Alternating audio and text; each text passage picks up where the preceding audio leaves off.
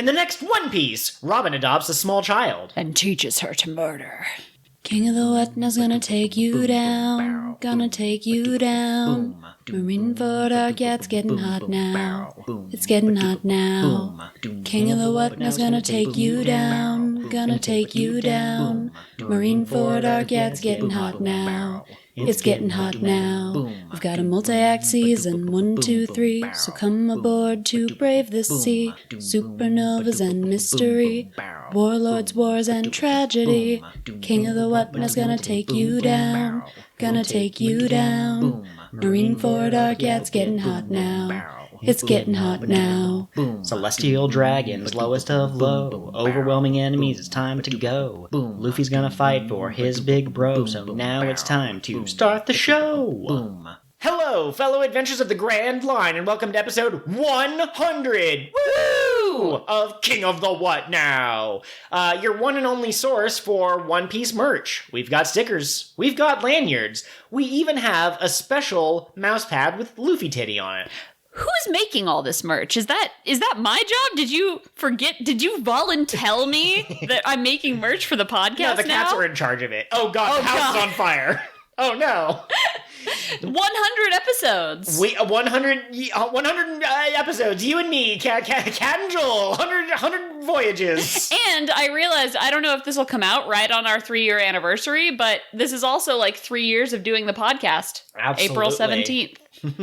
So we are not actually the one and only source for One Piece merch. There's actually 2 places you can get One Piece merch. We are a One Piece podcast that reviews the anime from the very beginning.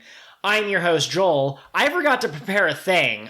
Today, I have been infused with the power of tea, and I'm feeling quite refined. You know, I'm not feeling quite as rambunctious as I sometimes am. Excellent, and I'm the ghost of the show, Kat, and I am a princess alone on an island waiting for her servants to arrive.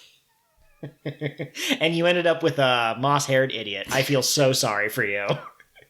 I'm not sure who has it worse, the 3-sword idiot or the ghost princess. Now, Joel, listen, I know you kind of redirected because you wanted to get our normal intro out of the way, but, I'm really excited that this is our 100th episode. That's 100 hours at least, not counting the episodes that were really long or weirdly short, of doing this podcast. How do you feel having put that much work into one thing?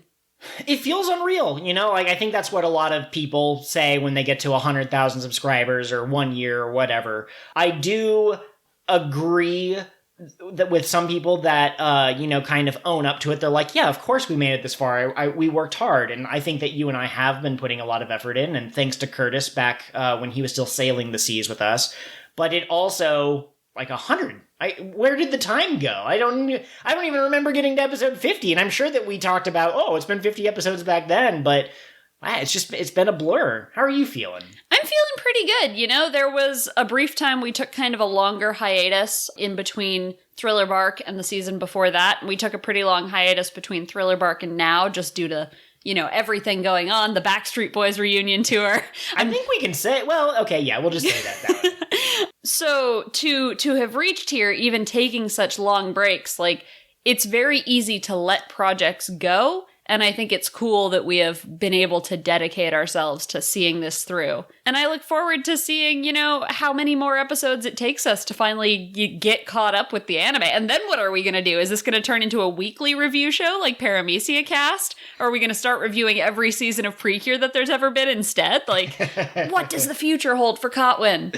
Yeah, at this point, I am unwilling to commit to a course of action. But let's just say that is a question that you have asked many times on the podcast, and I don't have an answer for you at this moment in time. But we'll figure out something, and if we have any fans out there who love listening to us and have ideas, do you want us to turn into a weekly episode podcast? Do you want us to do theory videos? Should we just try to come out with one every month where we, take the last 3 episodes or whatever? But yeah, absolutely. Let us know. Cool ideas. And then what has been your favorite thing about doing this podcast over the last 100 episodes, 3 years? Oh, man. What? I really enjoy the moments where I can dial down into, this is why I love One Piece. If I had to distill why I wanted to start this podcast, it was mostly, for the big bucks and all the women who find me irresistible now that they've heard my voice on the internet. Now that they know you're a podcaster. That elevates you. But the secondary reason is that One Piece is my favorite story of all time. It has its flaws, but the strengths that it has are so good that nothing else compares. Like even the Cosmere, which I love, even Star Versus, which had a good couple of episodes, Gravity Falls. Are you telling me that One Piece, you believe, is a better told story than Jurassic Park? That's right. Absolutely. Holy wow. You must really love One Piece. Exactly. So I love those moments where we can get to a specific moment in the anime where I go, this is the moment where I can make my point that Usopp is the most important member of the crew, even if he's not the physically strongest or whatever. So I love those. And I love the back and forth that you and I accumulate. I'm really not trying to self-shill here, but we do a lot of preparation before episodes that don't make it into the actual recording that you're listening to, and those end up on Patreon and, that sort of thing. But I do truly love when one of us has a joke about Sanji being an idiot, and then the other one comes up with, like, the perfect, like, Robin in the background says this. Like, I love when our jokes build off of each other. I don't think that I could be a solo Let's Player, for example, because having someone to bounce my jokes off of who gets my humor and adds their own twist, I think that's really good. I think it improves the comedy a lot. Yeah, that's super special. I'm going to get cheesy. My favorite thing about these past 100 episodes is really the community we've built and the friends that we've been able to find. And I know that's kind of silly, like it's the friends we made along the way, but really one of the reasons I was so excited about doing this show is that there is kind of a broader One Piece and anime community out there. And I wanted to find those people. I wanted to connect with them. And we've made so many cool friends and we've gotten to be involved in so many other projects as a result of doing this that it really feels like being a part of a community. And that's something I think that a lot of us kind of miss in our day-to-day lives. Back in the day when our parents were kids, they went to church once a week and they saw their community like in structured locations, but we don't really have that. And so it's been cool to connect with you all that way.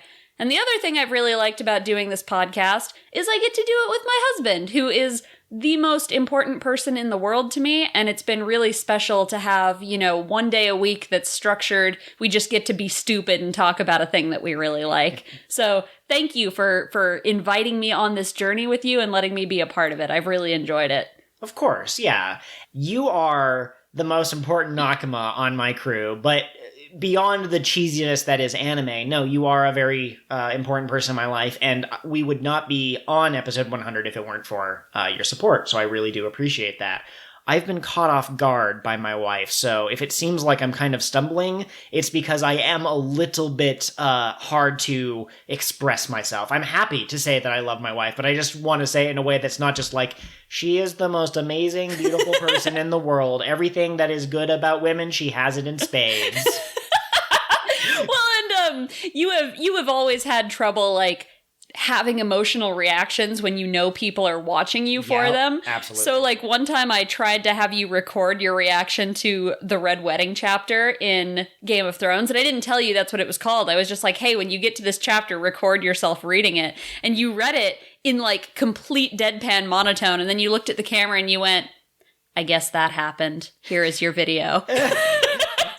Yeah, I think it was like, oh, that's going to be bad, but it was like a really monotone voice, and I wasn't doing it on purpose, but I don't know.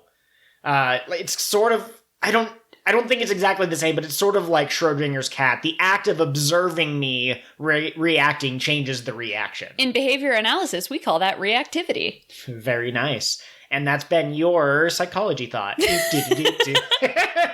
So thank you all for joining us on this journey. Here's to another 100 episodes, 3 more years. Joel and Kat. Absolutely. Joel and Kat, 100episodes.com. And, while we're here, I do just want to point out 100 episodes. That's really awesome. If I had to pick some people that I had to, call out and kind of thank, again, Curtis was a huge help in creating this series. He was the newbie for a long time, and he is still the sound of the censor sound when one of us says a naughty word. That is some recording we got of him at some point in between episodes that is now key. It's part of the identity with a capital I of this podcast. He's also the saxophonist who plays the bonus episode introduction. So, again, thank you, Curtis, for all of your time. If you ever decide to get back into the anime, you can hop on and let people know what you thought of all of the episodes that we've covered that you have missed. But we've been talking to Curtis IRL because he is my best friend, and he hasn't really been watching One Piece. So we were like, should we get him on the 100th episode? But, we weren't really sure if there was much that he would have to say that he hadn't already said. So that's kind of why we have a empty third seat at this moment for this particular episode. I also want to shout out the other two One Piece podcasts that are, I would say, relatively smaller compared to the One Piece podcast. Paramecia Fancast, I'm so thankful that they asked us to be on their show. I'm so thankful that they've helped us out with the occasional bonus episode. And they're just wonderful folks, both of them. John and Franz are incredible people, and they're hilarious, and we love them. And I haven't seen their newer episodes with the third host added, but I bet she's fantastic as well. Yeah, so absolutely.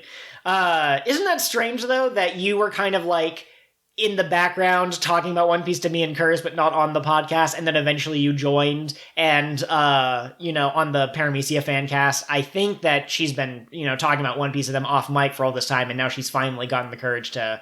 It's just weird. It's like there's all these alternate versions of ourselves and themselves that are reflective of each other. It is weird. And then, of course, there's also Piece Together, who, literally started just a couple of months before we did. We were relatively neck and neck before 2020 happened, and people's schedules got a little bit borked. But, no, I'm glad that they're doing well. I'm glad that they came back from their hiatus, and they seem to be doing well and healthy, and good for them. Someday, I hope to catch up to them, and then maybe we could do, a proper, mini crossover or something. But it's difficult when people span multiple time zones and such. And then there's also the Full Spectrum podcast. Have we ever mentioned them on this podcast? Have we ever mentioned the Full Spectrum podcast? They are a podcast that covers the full spectrum of nerd culture. And for only $1. Focus.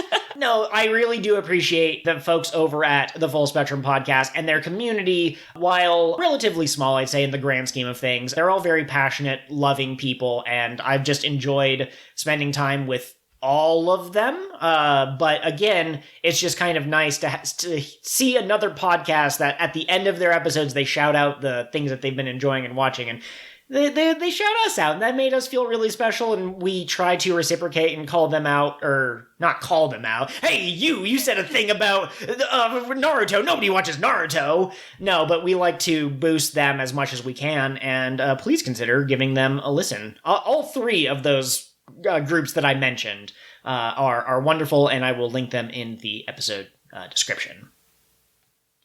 Is there anyone else that kind of has impacted your journey along 100 episodes? Yeah, big thank you to all of our patrons. Trey and Band, you guys are amazing, and your support means so much to us, We're still in our day jobs. We haven't quit and become podcasters full time. Who do we think we are, Gigic? Just the emotional support of having people who like your content enough to be like, hey, have a couple of dollars.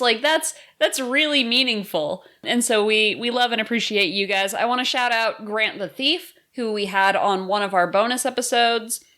Great human being, just wonderful just person. Amazing, and all of his Twitter jokes about One Piece are so dumb and so bad, and I love them. There have been a lot of people who have kind of shaped my journey into the Anna Twitter community, and I'm just so grateful to all of them that I could sit here and list every mutual I have, but then we would have no time for the actual episode. Okay, yeah. Thank you for joining us for 100 episodes, and we hope to continue to grow our community and maybe do more celebratory things, as the opportunities arise. But we've got chatting with the hosts to get into. Oh. Yes. Let's chat, host. So, has there been anything that you've been up to this last week in particular? Oh man, so I've been doing a lot of reading for work because I recently took on a new job that I thought I was qualified for, and I very rapidly discovered I have no idea what I'm doing. I'm like that science dog with the little beaker in his mouth. I don't know what's happening. So I've been reading a lot of books on trauma and trauma-informed care. Bessel van der Kolk's The Body Keeps the Score. I think we talked about that last week. I just found another book about working with adults with developmental disabilities that I'm really excited about because most of the literature is focused on working with children, and I don't work with children anymore. So lots of reading for work. Still watching The Great British Bake Off. That has just kind of become my go-to, like, turn my brain off show. She wakes up in the morning with only a single word on her lip. Pistachio. Although I want to say, somebody at a conference I was at yesterday described the British Bake Off as wholesome, and they said everybody is so nice. And while I would agree that the contestants are pretty nice to each other, the judges are mean. They're so mean. They've got that classic, like, British school teacher, I don't approve of you attitude. Even when they're giving compliments, it kind of, like, makes me afraid. So if you've heard the Great British Bake Off is wholesome, it is, but it's also mean. So keep that in mind. It is quite a contrast to American reality TV shows, though, such as, like Big Brother or Survivor, where the selling point is kind of the drama. Great British Bake Off does not have that between the contestants. Yeah, it's weird, because, like, if you watch, like, Chopped, the judges are sometimes harsh, but the judges and the host are usually pretty friendly, but then the contestants are kind of mean to each other. Whereas in this one, it's flipped. I've also been enjoying Tropical Rouge Precure, and you can hear about our thoughts about that in, Cure of the What Now, our Tropical Rouge mini-cast. Yeah. That's what I was trying to come up with. But yeah, I think that's been about it. I haven't been watching a lot of stuff outside of what you and I watch together, and I have not been reading a lot of fiction because my brain has been overloaded with work. Absolutely. Now, there is one thing that we have both enjoyed this past week, and we had started it last week, so we talked about it on episode 99, but we bought the entirety of the Quintessential Quintuplets manga, which is a completed series. It has a The End card and everything, and we have finished reading that in the last 2 days or so. And there are so many things I want to talk about and so many thoughts that I have that it wouldn't be fair to just talk about them here in a brief section where we're supposed to kind of shout out things that we are suggesting other people take a look at. But it's a roller coaster of emotions. I really like this series, and I think we're going to do a bonus episode on it coming up where we discuss everything. What works better in the manga versus the anime, themes and motifs, best girl, worst girl, best character development, maybe some script doctoring if there are scenes or arcs or things that don't quite work out. And of course, you can't have that full discussion without actually being able to talk about everything. So if you have been thinking about listening or watching the Quince anime or reading the Quince manga, and you want to listen to that bonus episode, finish the series before you give us a listen, because we're probably not going to wait till the last 10 minutes to talk about the ending. Yeah, and since we're going to do an episode on it, I won't share too many of my thoughts, except I don't want to overhype it. It is a series with problems for sure, but overall, it was cute, and it had strong characters, and sometimes you need, like, oh, look at that, she did a blep. Like, sometimes that's what you need, and Quince gave that to us in spades. Yes. So what I will say to kind of piggyback off of that is, yes, it is not a masterpiece, but it did impact me so much that I've now started to wonder if I would be able to consider writing a rom-com type of novel or comic or whatever. And that's not a thought that I had had before this series. So it's very important to me, and years from now it'll probably be on my top list of, like, manga that I remember fondly reading. We got him, folks. But that about does it for Quintessential Quintuplets. Quick off the top of your head, at the end of the series, having consumed however many chapters there were, who is your best girl, all things considered? Miku. Miku's still your best? Okay. I really like Miku. Yotsuba was very cute at the beginning, but she never gave off like a I love the character kind of vibe, so I was wondering how that would come into play, and too many thoughts to put on a paper right now, but no, Yotsuba's still really good. But I would say that I was hoping she would become definitive best girl, and that didn't happen. You know what really flipped for me? Okay. Ichika and Nino. Okay. Season 1, I was like, Nino, worst girl. And everyone who had read the manga was like, no, Nino's great. You'll like Nino. They were correct. Nino is up there. You know, Miku, Yotsuba, Nino. And then Itsuki, who's a lukewarm bag of nothing. And then way, way down at the bottom of the garbage pail is Ichika. Ichika is by far the worst girl, and we will go into it more in our bonus episode. I can't believe she killed that guy with her thighs. You know, like, it seemed a bit extreme. What else? She's a woman. What's she gonna kill him with her hands? Okay. I can make that joke as a woman, personally. Okay, absolutely. I do want to shout out 2 really quick YouTube videos. I've talked about Thought Slime previously in Season 6 of King of the What Now. They do a lot of different kind of political commentary stuff, but they are coming up on 200,000 subscribers, and they released a video that kind of touched on that for the first, I don't know, like 8-ish minutes, and then the rest went into the usual talking points about kind of politics and economic systems and all that. But that personal 8-minute monologue, I guess, if you want to call it that, it hit me very personally. I was like, they and I have a bit in common that I hadn't realized. And so I just wanted to share that was personally touching to me. But if you and I don't agree on politics, the rest of the episode might not be up your alley. I'm only shouting out that first part that's so personal. Next up, if you're a nerd, which I assume many people listening to a One Piece podcast would be, you have probably heard of Super Eyepatch Wolf on YouTube. You may have even heard of Action Button, which is a video game reviewer. I had not heard of Action Button, but Super Eyepatch Wolf was like, hey, listen to this 6-hour video about a dating sim. And I was like, 6 hours? You know what? Sure, I like long-form video essays. So Action Button's review of Toimeki Memorial, a Japanese-only dating sim game that, in Action Button's own words, kind of solidified the genre. That was an incredible video essay. He has a very strong narrative voice when he's telling this story. He not only reviews the game, he not only has jokes, but he also kind of interweaves his own personal stories into it in a way that kind of...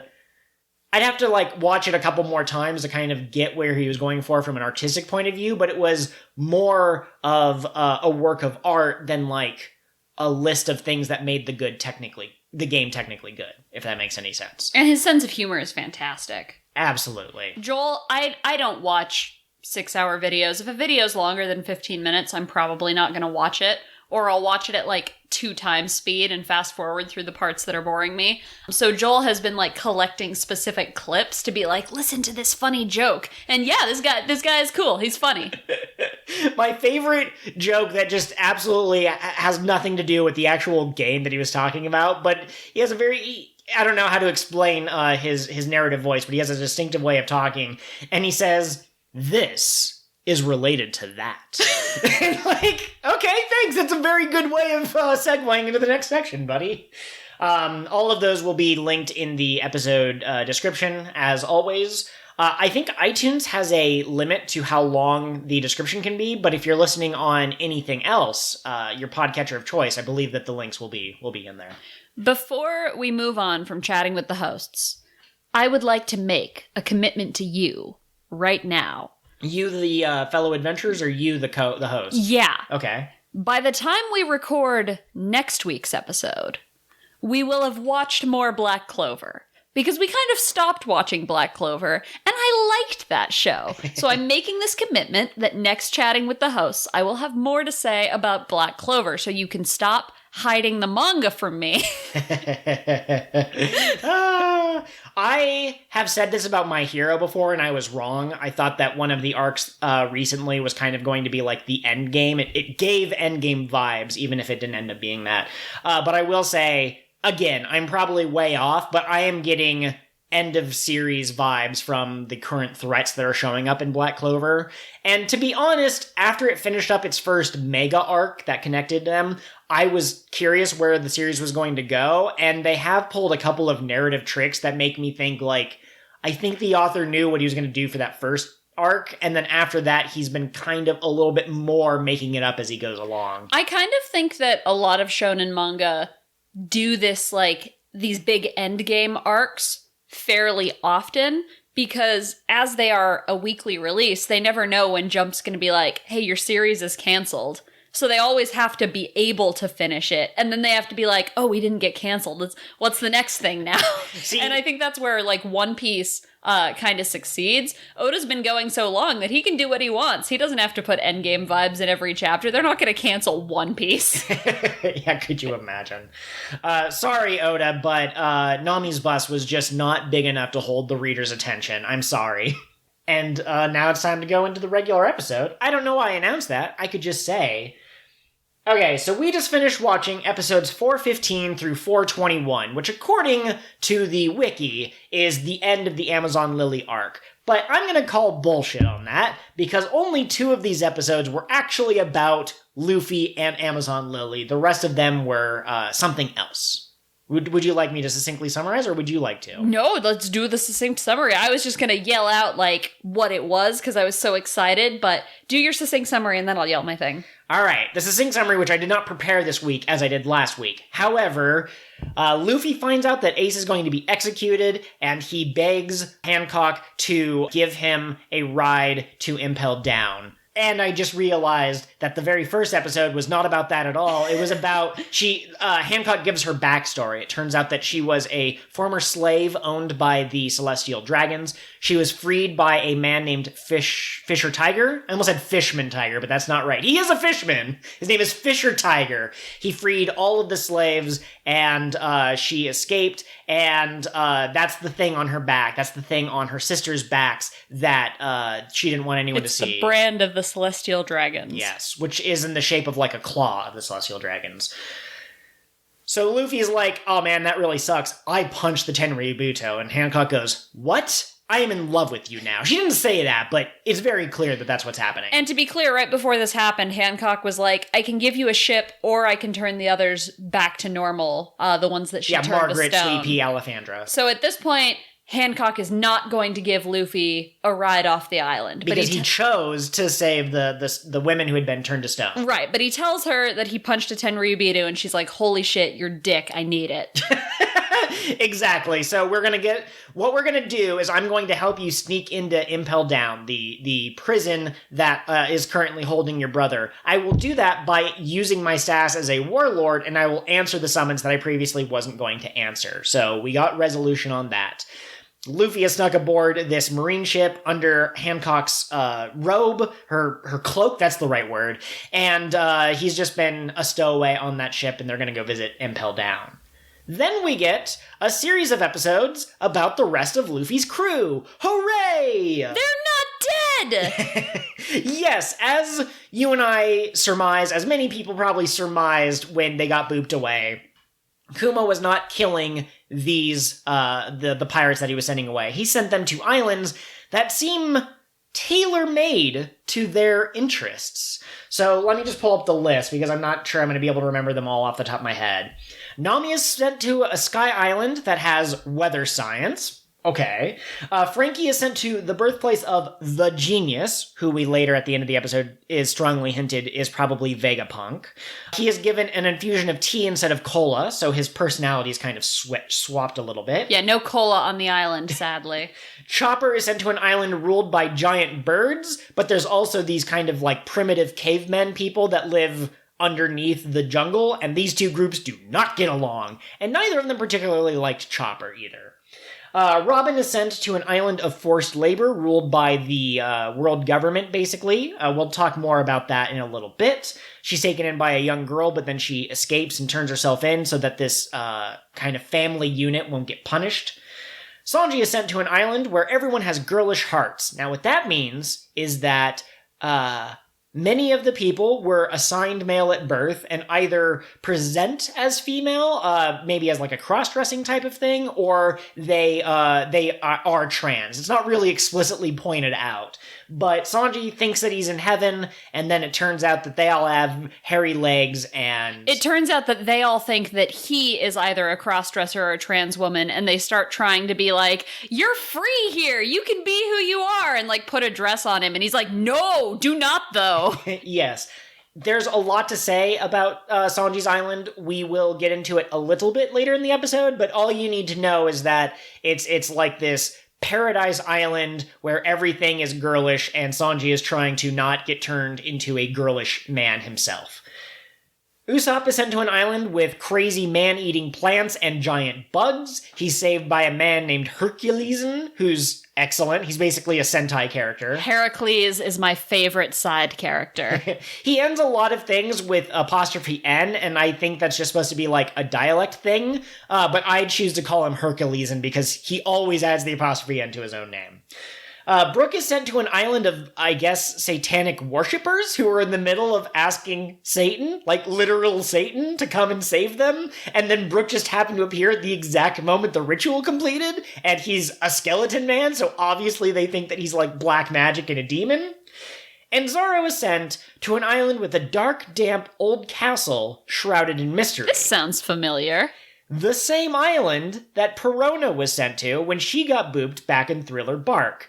Turns out she's been a little lonely without servants, without plush toys, without teddy bears, but then she sees Zoro land, and even though she thinks it would be better for him to die, nurses him back to help, and then starts to kind of pal around with him. She puts him in a Kuma outfit. Or a Kumasi. Kumasi outfit. And she briefly tries to make him kind of like her slave, I guess. But even though her ghosts work on him, at some point she stops ghosting him. Not the version of ghosting we have in our world, but the version where she can shoot ghosts into his body and depress him. Man, can you imagine Perona on Tinder? Like some guy sends her a dick pic and she replies, "That's not cute at all, blocked." I like it, you know? So that's basically been your succinct summary. There's also Garp is at the prison where Ace is being held. He's like, man, Ace, that sure sucks for you. Wouldn't it be cool if you had a position with which you could do something about it, Garp? Yeah. But Garp is basically, it seems like it. I think there's more to this conversation, even if we didn't know that there was more to the conversation from future knowledge. It's just clear that this is going to be a big talk. So the conversation's not over, but so far, Garp's tone seems to be, this is a mess, but there's no turning back. Like, even if you were to die right now, even if I were to kill you or you killed yourself, that would not stop Whitebeard from rampaging, and that would not stop the Marines from trying to wage essentially a holy war against them. It's not a holy war because that's religious connotation, but, you know, the kind of law and order dichotomy that you get when you have ruffians and people who have a strict authoritarian control of the world. Absolutely. So with that being your succinct summary, I want to slide on back to the Boa Hancock backstory stuff and some of the new information we kind of got from that. So Fisher Tiger was described as a man who climbed barehanded up the Red Line. Yes. He snuck into the Holy Land of Marijois, and he freed all of their slaves. Now, he was there specifically to free fishmen, right? But he freed everyone, regardless of whether they were fishmen or not. And he challenged the world government. Like, that was his challenge to them. Huh? And I believe that before that time, Marijois had been protected. It had never come under attack, and he was the first person to do so. So we like him. Cool. We like him a lot. We didn't actually get a face reveal. I think we saw him like silhouetted in shadows and his eyes kind of glowing red because, I mean, anyone who can climb the Red Line is a beast. Like. Well, and this was shown from a child Boa Hancock's kind of perspective, and so I'm sure he was like this terrifying figure to her even as she was being freed. Sure. And I believe, I don't know if they said it, but I believe that the government has a history of labeling people that they don't like as demons, and so I'm sure that that's his reputation. He attacked the Celestial Dragons. Who would dare do that other than a literal monster from hell? absolutely. And then Boa goes on to explain that all of these freed fisherman slaves, they couldn't just go back to normal lives because they have the Celestial Dragon's brand on their backs. So they, along with Fisher Tiger, formed a group called the Sun Pirates, and they branded over the top of the Celestial Dragon claw with an image of a sun. Yes. It's something that is better displayed in a visual medium than talked about, but yes. Now, not everyone who is a member of the Sun Pirates was a former slave. In order to make it difficult to distinguish the freed slaves from those who had never been enslaved, all members of the Sun Pirates got the sun tattoo. And I believe that only fishmen and maybe mermen, I'm not sure, were able to join the Sun Pirates, which I believe means that no human could rightfully use the sun to cover up the Celestial Dragon mark, which is why Hancock and her sisters haven't. That's not explicit, that's all undertext, but that's how I understand it. Yeah, no, that makes perfect sense. I think it is very cool that we are once again getting some sun imagery. Yeah, absolutely. People have talked about what does the D stand for, and I'm Team Dawn, personally. But I also think that Dream has a certain level of credibility, likelihood. Demon or devil seems like it could also be one. Dongus. Yeah, Dongus is, that's a strong contender as well. All the many times that Luffy has declared, fear my Dongus. But I think that those are the most likely ones if it's going to be an English word that starts with the letter D. But Dawn is so good because you have this, the imagery of oppression. The world government, in some places are very good. In some places are dickbags. I've said this before and I'll say it again. The first meaningful Navy or Marine officer that Luffy meets is Axehand Morgan, who is absolute garbage. The Marines were implicit, is that the right, or complicit? Complicit with Arlong's schemes to take over Nami's whatever. Arlong was paying off that Mizumi guy, I think his name was. So there are good Marines. Kobe has joined the Marines and he seems to be a pretty good officer. Garp seems to be a good-hearted person, but some of them are just the worst. Well, and you think about the amount of power that the world government exerts over the people of this world and how they do that through the Marines. It doesn't matter if there's some good Marines there, because the worst of the Marines are the ones who are going to have the biggest impact on the world. They're going to cause the most harm. And so if you allow a person like Axehand Morgan into your organization, then that is what your organization is, even if you've got Garp and he's pretty cool. Sure. Well, and again, we don't like to dwell on real world politics too much or kind of like take a stand on this anime podcast. This is more about like this form of entertainment.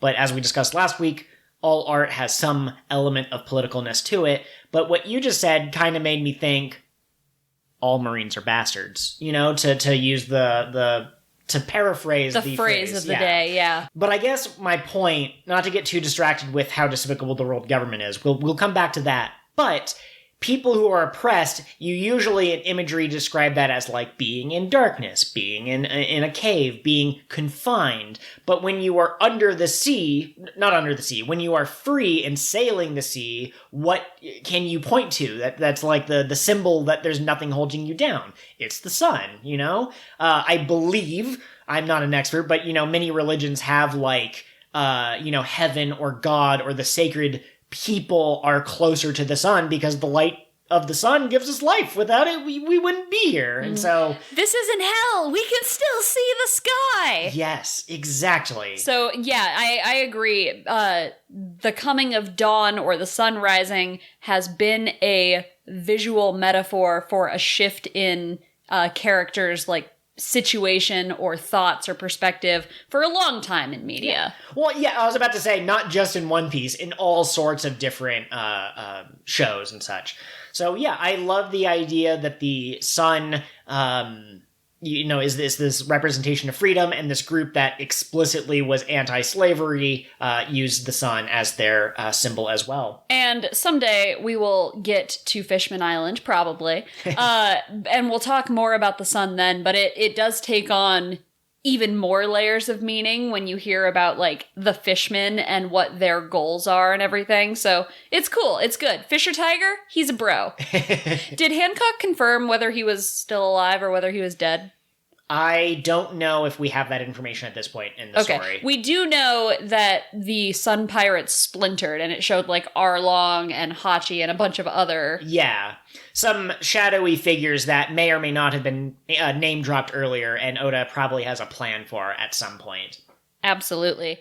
The other new information I kind of want to touch on really quick is this island that Robin sent to. Uh-huh. People have been living on this bridge that they are building, that they're slave laborers on, for 700 years. So 100 years after the Void Century is when construction on this bridge began.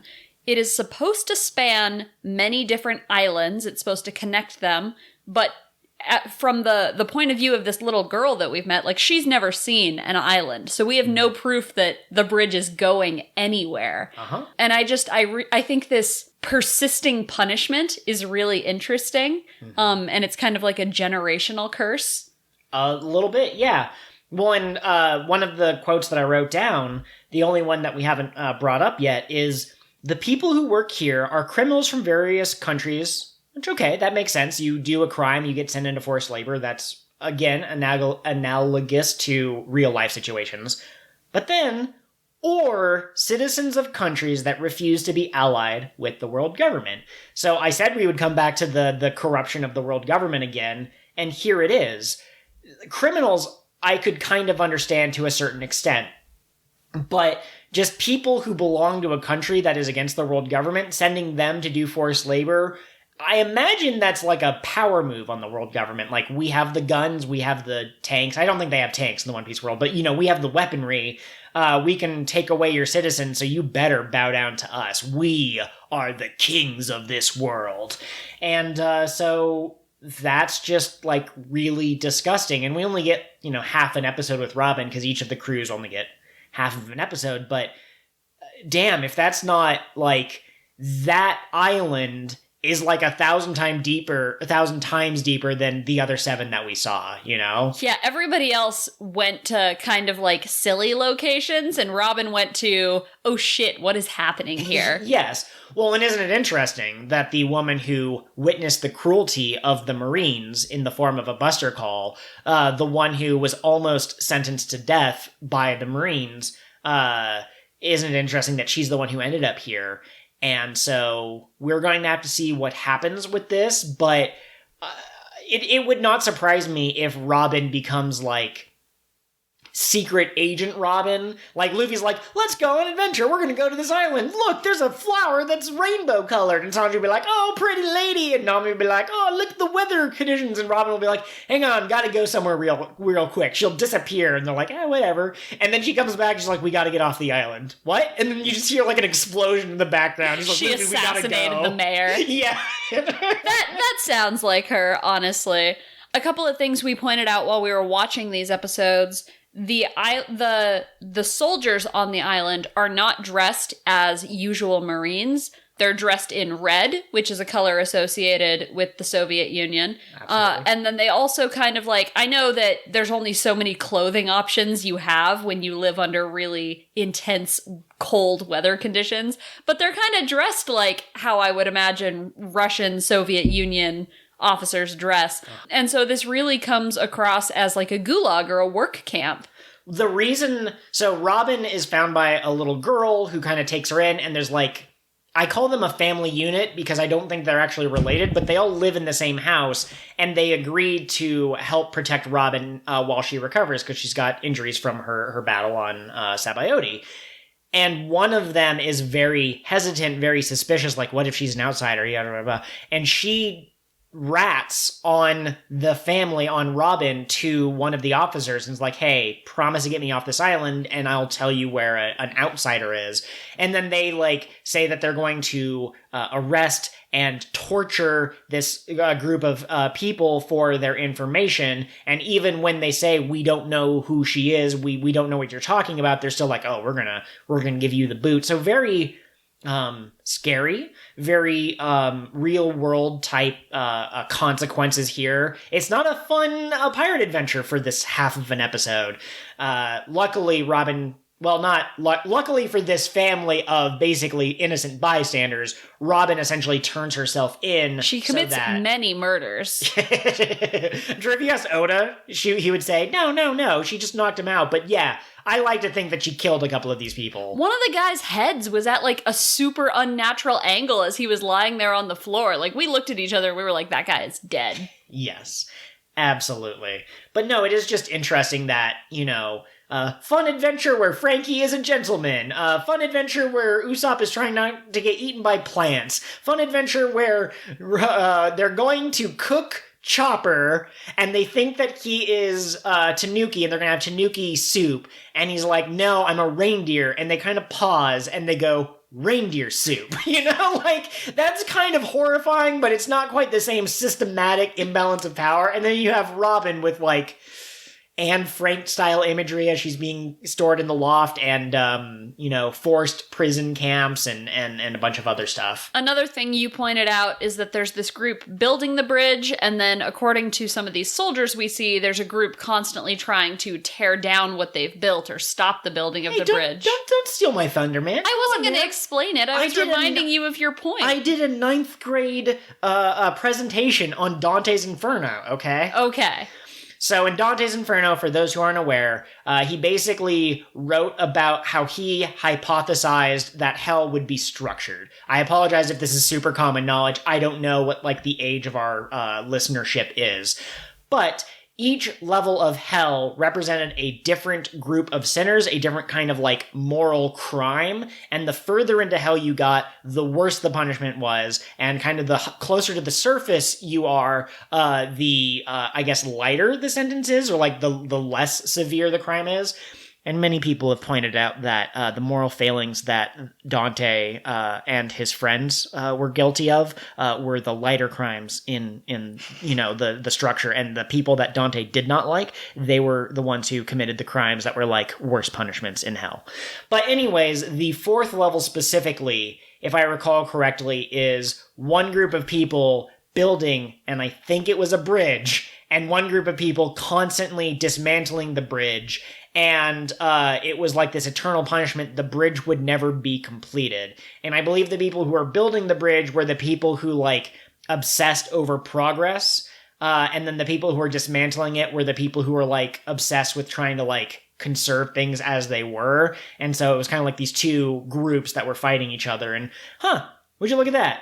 Tequila Wolf, coolest country name in all of One Piece, is building a bridge. And then potentially there's some nefarious elements that are undoing the bridge. So would you look at that? It's hell. Also keep the description of Dante's hell in mind because it might become relevant next episode. Oh, I'm so excited for this next set of episodes. But first we gotta talk about these episodes. We do. We gotta talk about these episodes. Which was your favorite island that we saw that the crew got sent to? Well, Frankie's Island has a cyborg dog that dances with Frankie and then causes a Sentai poof explosion in the background. Can shoot rockets out of its mouth. Yeah. I really do like Frankie's Island a lot. It's simple, it's uncomplicated, it's robots, Chopper and Usopp seem to be in more low technology kind of areas, so they'll probably be more survivalist if they have to try to survive. They'll be eating special berries that gives them extra stamina or whatever. Nami's Island is all right. The fact that it's another Sky Island is really neat because we haven't seen another one since the Sky Island, since Skypiea. But I really do enjoy the way that the old man talks to her when he goes, oi, oi, oi, oi, oi, oi. It's just a stupid verbal tick, and I really enjoy that old man, even if Nami does beat the crap out of him. She's so mean to him. Oh my goodness. Yeah. So here's a question that I have for you. Sorry. First off, which island is your favorite of the 8? Usopp's. Okay. I think the plants are cool. I think the big old buggos are cool. I really love Heracles. It's awesome. And Usopp finally has an opportunity to become strong. He will fight these plants. in his attempts to try to figure out how to go back to Luffy, and he will get stronger. Oh man, in the next episode, Usopp learns how to harness the power of piranha plants, man. No, I think it's a pretty cool place to send your shonen characters or whatever. The one thing that I don't quite get is, like, why Zoro got sent to the island that he got sent to. Like Sanji's thing is... Well, I mean, okay, so Sanji has multiple things. He has the kicks, he has the cooking, and he has the girls. And this island that he landed on seems to be about the girls, which I'm not sure how that relates to his failings as a character. He didn't lose to Kuma because Kuma had impressive baps. You know what I'm saying? But, you know, his island is at least thematically connected to him. Nami lands on an island that studies the weather of science. Robin lands in a place oppressed by the government. So, like, they're all going to places that, in some way or another, reinforce what they're up to. Zoro lands on a spooky old castle of a ruined kingdom, and the only one else who's there seems to be Perona. So here would be my guess, pulling out any foreknowledge I had. As Zoro was landing on this island, we see kind of a long shot of the island, and there's like this sword stuck into the ground, and there's armor and stuff. So maybe this island is populated by like some kind of undead swordsmen or something for Zoro to fight. Like, it's going to be Thriller Bark over again, but just swords. Gotcha. So when I saw the ruins of whatever country it was, I forgot to write down the name. I'm sorry. Honestly, it's not that important at the moment. But I kind of assumed that it was like a Civil War thing where two groups fought for so long until no one survived. But if there's some kind of like natural disaster calamity beast that lives on the island, I could see it as like a boss challenge for Zoro to fight. Or if there was some sort of like civil war, maybe the ultimate sword is somewhere on this island, and Zoro's that's gonna what have caused to, like, people to fight with each other or something like that. Yeah, he's gonna have to find it and tame the beast in this sword. Alternatively, here's another explanation. What if Perona was sent to this island because she specifically said she wanted to go to an old haunted where she could sing dark songs or whatever? She was sent here, and then later, when Zoro had to be sent somewhere, Kuma's like, I can't just send him to, like, a sword. So what can I do? I will send him to Perona. Her hollow powers will give him a chance to strengthen his spirit. Yes, no, I was going to say something similar. Like, maybe he doesn't need to get better at sword fighting. Maybe he needs to improve his mental toughness, his emotional toughness. And so learning to overcome the abuse from Perona will help him to not have PTSD flashbacks next time he fights Kuma. Honestly, I gotta say, Zoro's a weird character to write because, like, theoretically, each of these characters needs to kind of go through a little arc every time they go through a battle, right? Each battle is actually like a philosophical kind of thing. But Zoro is already incredibly strong, like inhumanly, like, what? Strong. And he's already training with like these like 50 gajillion ton weights on the Sunny. And he also... he already has the mental fortitude to survive the pain ordeal that Kuma gave him. So I really don't actually know how to make Zoro stronger. I don't think he has any weaknesses other than maybe his directionlessness thing. Like, Sanji could maybe eventually have to choose to attack a woman. Like, that's a weakness or a drawback that he has that he can overcome. Luffy is sometimes an idiot, so I guess he might need to, like, stop messing around so much. But Zoro feels to me like he's already peak. Like, think of the power-ups that Zoro has gotten at different points in the series. He learned how to hear the sound of his sword and learn how to cut anything.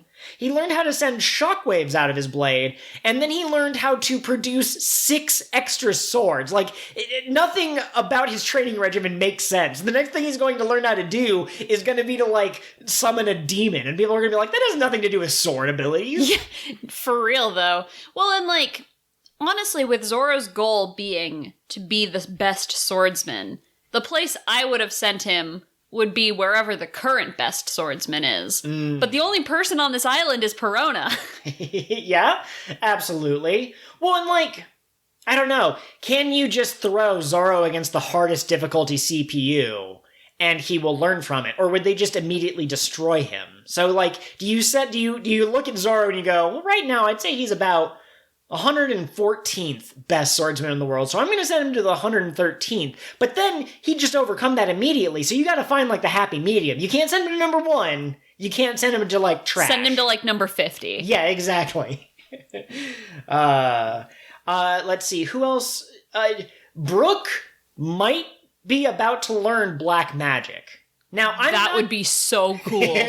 No, because, like, we've heard the idea that the devil fruit power that you have is limited only by your imagination. Yeah. Right? And Brooke ate the life fruit. Is Like that the what it's called? The return return Nomi? I know it's Yomi Yomi, but I don't remember how they translate it. Right, but he ate this fruit, and he believes that the only power it had was to bring him back from the dead one time. But what devil fruit only has one power? So if he could, like, learn to harvest death somehow, or returning, that would be really cool. Oh my god. I wish that Brooke and Zoro had been sent to the same island, but I think Kuma's trying to isolate them so that they don't rely on each other. But imagine if together they were able to summon the spirits of, like, ancient swordsmen or something like that. Also, I've got a call-out post for Kuma. Okay. He explicitly asked, where would you like to go? But none of these people are places that they would like to be. You know, Sanji would like to be on Amazon Lily getting killed by a woman with big booba. Do you think... I think Sanji might actually accept his death if he were on, say, Amazon Lily and they're like, we're going to kill you. I think he would just be like, that's fine. I got to see some titty before I died. For real, absolutely.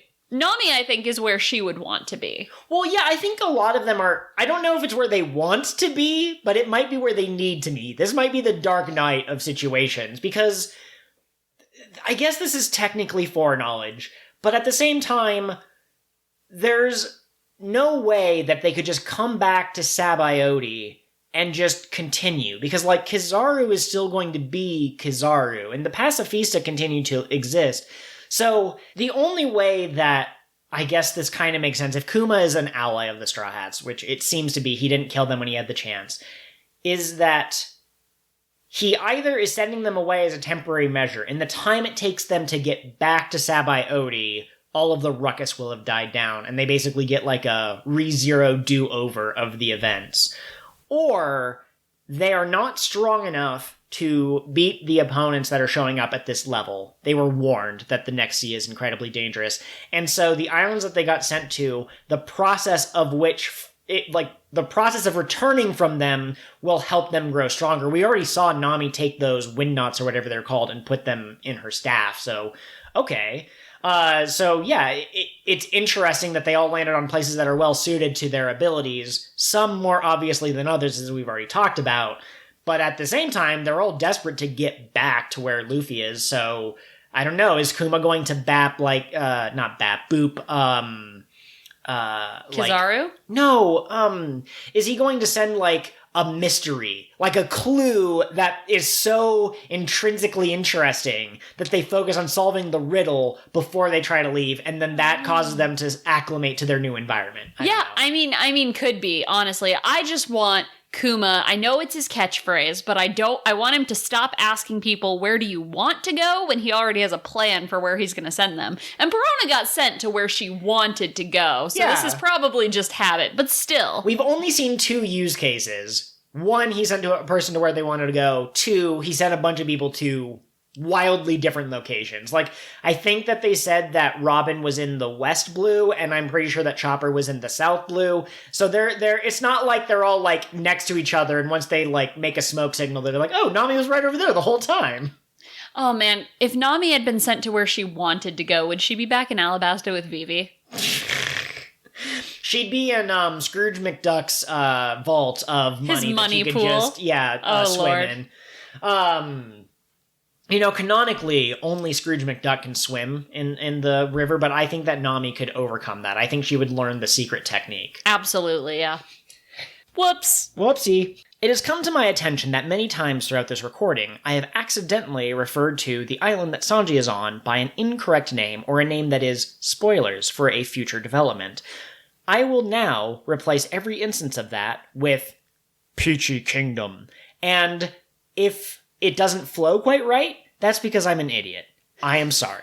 Whoops. Whoopsie. So, again, I don't want to get too deep into political stuff that we are not necessarily well equipped to talk about, But I want to discuss Peachy Island while we have while it's here, because it's an interesting thing to talk about and discuss. Yes. Well, and so neither of us are really gender non-conforming in any way. We're not trans, and we don't kind of push the bounds of our gender expression.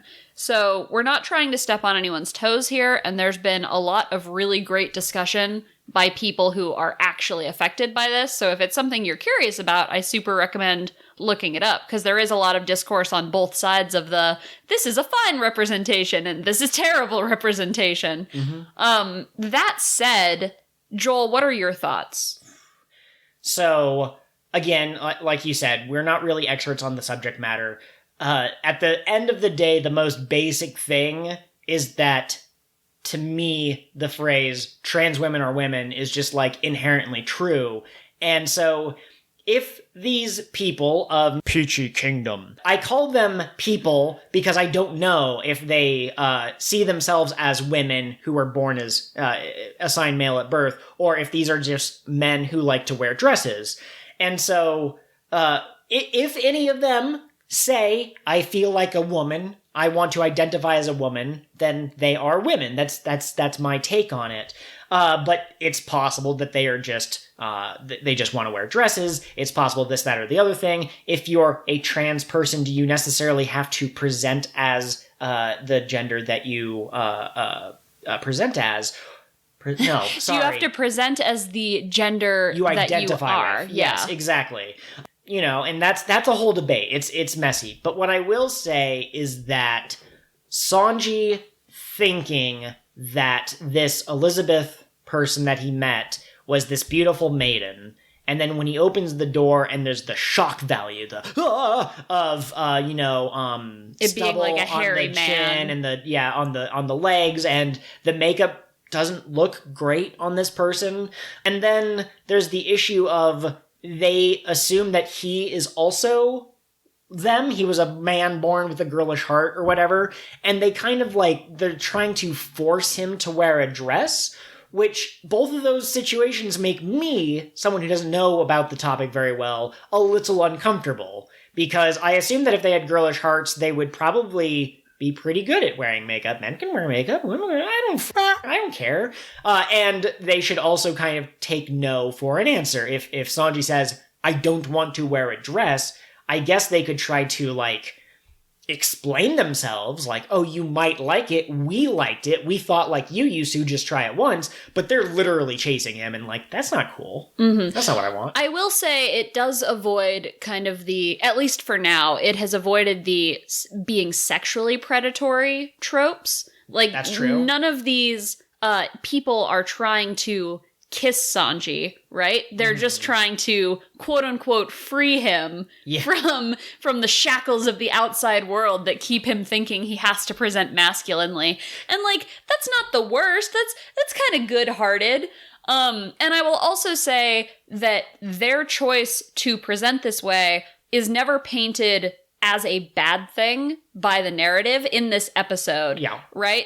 The narrator just says, these are people who have girlish hearts. They all seem pretty happy. They talk about this as a form of freedom. So I don't think Oda went into this thinking, I'm going to make fun of trans women or of people who dress in drag. I think Oda went into this thinking, man, Sanji's kind of an asshole. Wouldn't it be funny if I put him in a situation where he would be an asshole? Because, if Luffy were in this situation, Luffy would be like, I don't want to wear a dress. I'm a guy. And that would be the end of it. He wouldn't be rude about it. But Sanji is rude. Yeah, absolutely. So all of, the more horrific kind of imagery, I see as being through Sanji's eyes more than I see it being the author is saying that men who present as feminine are horrific. Yes, I am biased. I mean, we've done 100 episodes of a podcast talking about this work of art and its creator, but I don't think that Oda has necessarily been malicious in his depiction of any particular group of people. I just think that sometimes there's certain tropes or cultural touchstones that you don't even think about. You're just like, well, of course the blonde girl with the big boobs is going to be stupid. obviously, that's just how they are. And then a blonde woman with big boobs will go like, well, excuse me, I'm sorry, that's very hurtful that, people make fun of me for being stupid, but I'm actually a physicist. And the person goes, oh, I never thought of it that way. Apologies to you and your booba, ma'am. I understand why these episodes would make some people uncomfortable. They make me uncomfortable, and I'm not even a person who is affected by these issues. But again, I don't assign malicious intent. That doesn't mean that Oda can't do better, and maybe if we revisit this island later, maybe if Luffy comes to save Sanji, quote-unquote save Sanji, maybe one of the other crew members could be like, Sanji, you're being a bit of an ass. Yeah, well, and again, like, everybody engages with media differently, and everyone will take something away from media differently. So, while this scene maybe didn't make me super uncomfortable, if it made you uncomfortable, like, that's valid. You're allowed to not like things, or you're allowed to feel like they're inappropriate depictions of a group of people. Like, everybody's gonna come at this from a different perspective. Whereas, like, I'm really sensitive to violence against women, so the scenes with Robin being abused by Spandam were really uncomfortable for me. Mm-hmm. Other people might be more okay with that. Okay is the wrong word. Less triggered by it, maybe? Like, If you are interested in learning more about how these tropes developed, Joel, didn't Lindsay Ellis just do a video kind of breaking down, like, transphobia in media and how different tropes, like, exist without people intending to be transphobic, but they perpetuate kind of those attitudes? Yeah. Oh boy, this is a huge thing, and off the podcast where I'm not talking about anime, this is something that I'm trying to understand better. But yes, Lindsay Ellis did a video called Tracing the Roots of Transphobia in Pop Culture, which was also a direct response to a video from ContraPoints that was also talking about something related to trans issues. I've seen so many of ContraPoints videos in like a short period of time that I kind of get like which ones are which mixed up in my head. But ContraPoints has her own viewpoint on the issues of trans rights and issues, and is a trans individual herself. But she has done episodes about, for example, why she chooses to present as a woman and wants to be as womanly as possible, but how some people are hurt by the if you don't pass, you're not a true trans kind of rhetoric. So it's very complicated. There's a lot of issues. I will try and find the exact video that I'm thinking of in my head, and I will link it. But the Lindsay Ellis one just came out like a week ago, and it's fresh in my memory, and I definitely will have that one. Also, if you're mad at us for talking about trans stuff, whoops, blame Oda. He's the one who brought it up. We're doing a One Piece podcast. We're talking about a thing that was in One Piece. If you don't think that this is an issue that matters, then I guess move on. Continue to engage with the show as just a show. That's fine too, whatever. Isn't it kind of funny? Like, okay, sorry, this is going to be the last thing, and then I want to move on. I think we've said all that we can say, but there are people who don't like these episodes because they don't go perhaps progressive enough, that they aren't sensitive enough about these issues. But then there are other people who don't like these episodes because they go that far, they go as far as they do. And to both those groups of people, if you've loved One Piece so far, I guess I would suggest just treat it like canon. Like, I kind of don't really care about Buggy, so whenever he's on screen, I just kind of let it go, yeah, whatever. It's fine. He's only going to be here for a couple of episodes. And this island is not going to become a central location that spans 500 episodes. So, yeah, I think Oda could go a little bit further in my personal taste, but that's not the central thesis of what One Piece is. So let's talk about the fun pirate adventure. Absolutely. I believe you had one more discussion point kind of written down here. Absolutely, I did. Now, this is I think people have speculated about this. I don't listen to every theory video that comes out, but this is something that I notice in my own watching and my own obsessive reading of One Piece. Luffy's dad is named Dragon, Monkey D. Dragon, and he leads the Revolutionary Army, which opposes the government, which, as we found out recently, is ruled by celestial dragons. So it has always been my headcanon that Dragon chose his name after he decided to run the Revolutionary Army. That's cool. People in One Piece seem to, well, I mean, I guess this is true of, like, all pieces of literature and all people, but, like, they seem to face a traumatic event, and that changes them, and it changes their course of life, for example. So, you know, we've seen Kizaru, he just kills pirates one after another, and he goes, I can't just let a pirate escape if I'm bored. Maybe sometime 20 years ago, Kizaru let a pirate go because he's kind of a lazy guy, and then maybe that pirate went on to kill 5 people, and Kizaru was like, oh, I caused that through my action. So maybe he became more of a hard ass through the Marines. I assume that someone who decides, I'm going to take on the world government, I'm going to try and destroy the government, probably has done so for a reason, and I wonder if that reason is related to the Celestial Dragons. Maybe a Celestial Dragon killed his wife in front of his eyes or something like that, or maybe they destroyed his hometown because they didn't pay tribute, because they didn't, you know, thank the Tenryubito from the deepest depths of their heart. And maybe he decided that he was going to reclaim the name of dragon. He is the people's dragon. Oh my god, the people's dragon. Well, and it's always kind of been my headcanon that Luffy's mom was a celestial dragon. And that there was some, you know, there was some strife like a Romeo and Juliet, like, you know, yeah. Yeah, absolutely. And I don't expect Luffy's mom to ever actually be important because... Bless you, Oda, but you've got some stuff about women. And that's all I'm going to say about that. We got our politics out of the way a few minutes ago. But I would not be surprised if that was the case. Now, here's a thought. Okay. What does the word dragon start with? A D. What? Monkey, dragon, dragon. No, the D stands for double. So he's Double Dragon, the classic game, but Luffy is Double Luffy. Double monkey. No, monkey's the double fan. Luffy. Yeah. Okay.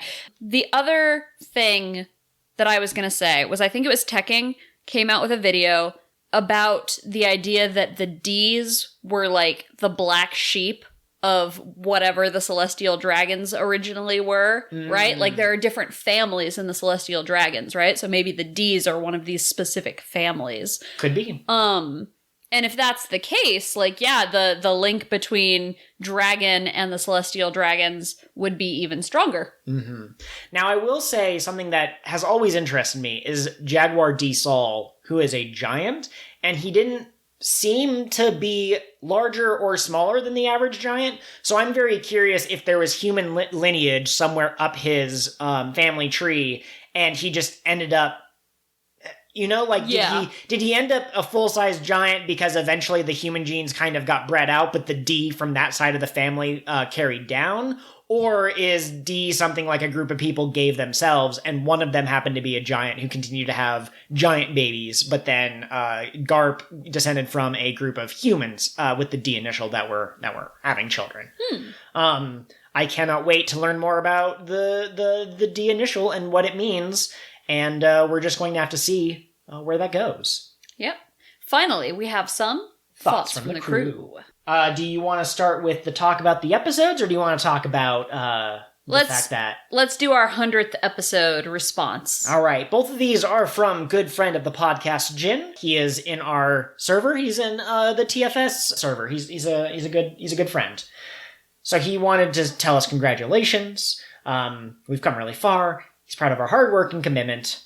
And I asked, you know, in celebration of the 100th episode, could you just give, like, your quick thoughts on what makes One Piece so great? Because, you know, some people might really enjoy the humor, and some people might really enjoy the fights, and some people might just be Chopper stans who watch specifically for Chopper.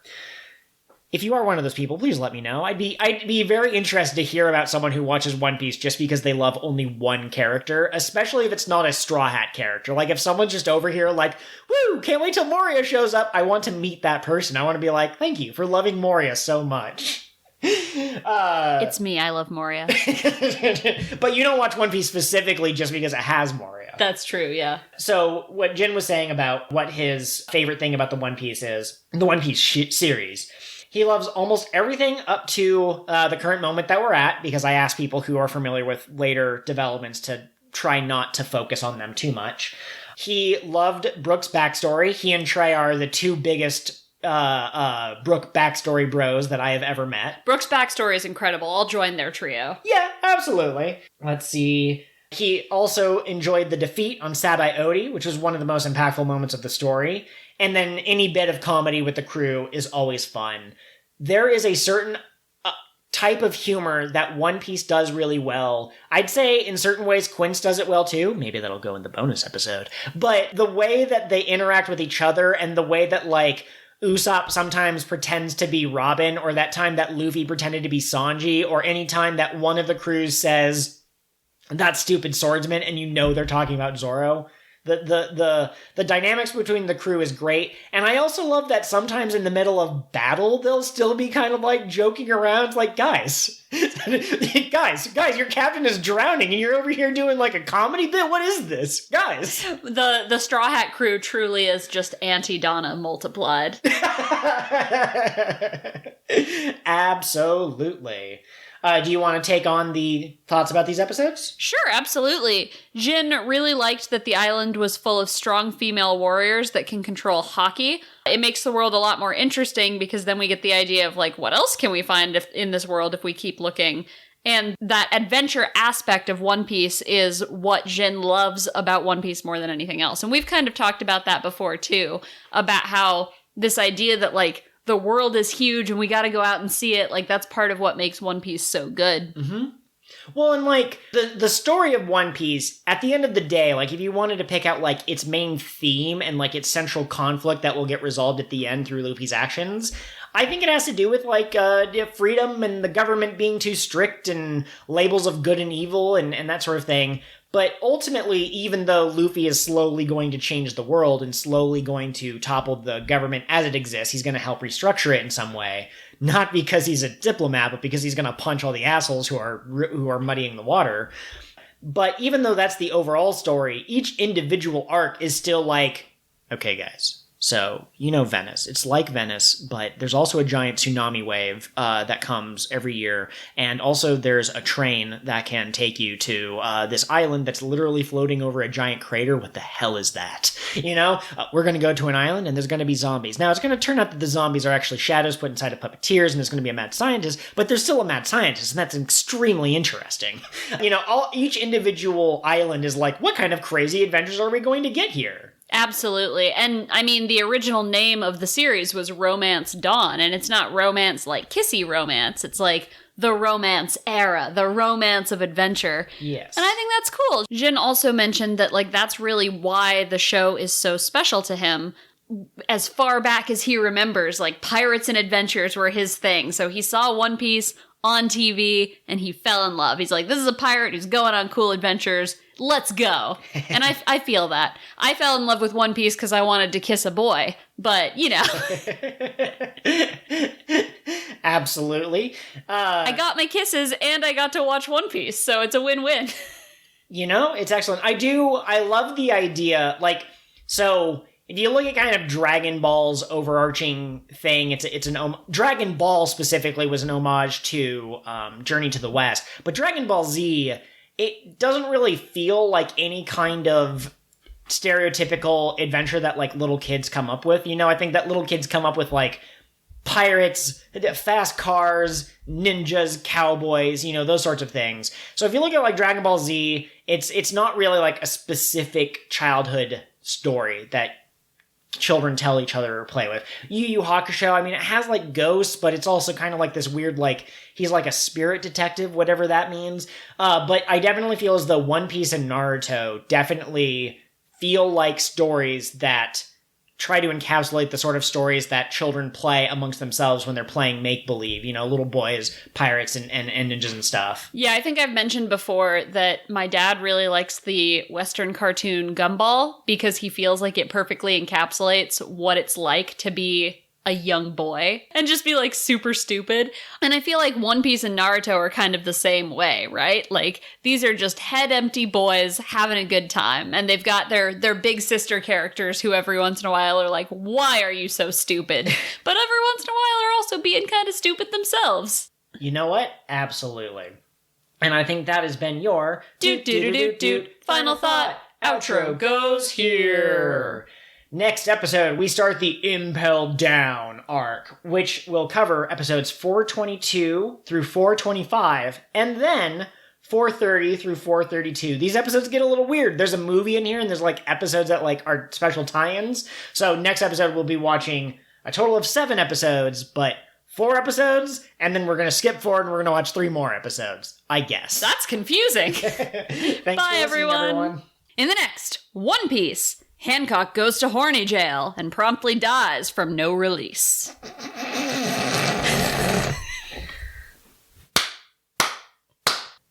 Haha! What a great episode of King of the What Now, your One Piece podcast that started from the very beginning and stars these 2 doofuses. If you want to follow us on social media, Twitter is the best place to do that. I am at KOTWN_pod. And I am at Pirate Ghost Host. Absolutely, yes. We share all sorts of thoughts on there, some related to the podcast, some related to other things. But you can also reach us through email at kingofthewhatpod@gmail.com, or you can also find us on Patreon. We would love some subscribers or supporters, whatever the technical term is. Patrons. So fancy and grown up.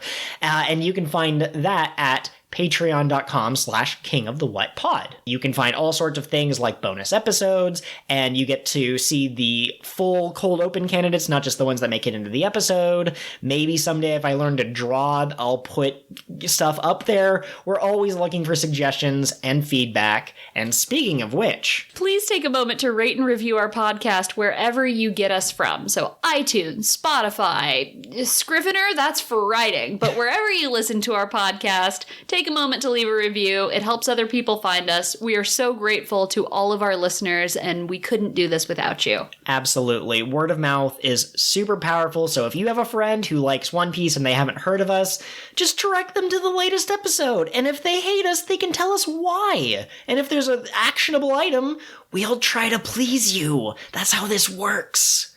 Thank you, everyone. Have a great day.